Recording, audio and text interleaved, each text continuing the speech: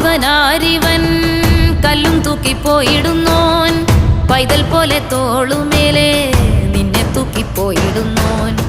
ആരോരും കണ്ടതില്ല ആരുമേ കേട്ടുമില്ല ഗംഗയെ താൻ തേടിക്കൊണ്ട് തന്നെ താനെ ചുമന്ന് ശിവലിംഗം നടന്നു പോകുന്നു